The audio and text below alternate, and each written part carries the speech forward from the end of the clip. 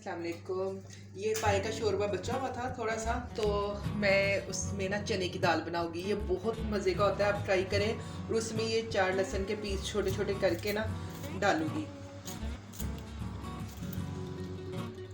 अब मैं उसमें चने की दाल डालने लगी। ये है थोड़ी सी मैंने ली है, अब समझ लें आधा किलो से भी कम है ना। तो ये उसमें मैंने डाल दी है सारी, समझ लो। हाँ जी, ये मैंने उसमें चने की दाल डाली।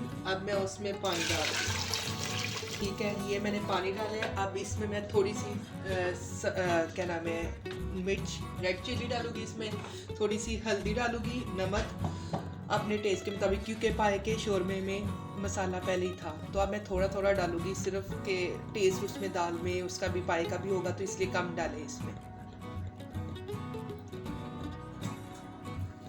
ये मैंने रेड चिली आगे डाली थी और नमक डाला था। ये मैं धनिया पाउडर डाल रही हूँ। और अब मैं थोड़ा सा ज़ीरा डाल रही हूँ, सफ़ेद ज़ीरा।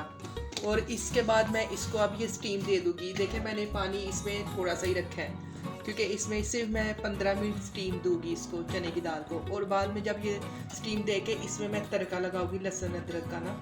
और फिर ये बहुत मज़े की होती है। एंड पे गर्म मसाला थोड़ा डाल लें। और ये आप ट्राई ज़रूर कीजिएगा, ये बहुत मज़े की बनते हैं पाए चने की दाल। चले, आप ट्राई कीजिएगा और बताइएगा कैसी बनती है। लेकिन ज़रूर ट्राई कीजिएगा पाए का शोरबा। जो अगर बच जाए तो इसमें ये चने की दाल ज़रूर बनाएं, ये बहुत टेस्टी बनती है। आप ट्राई ज़रूर कीजिएगा।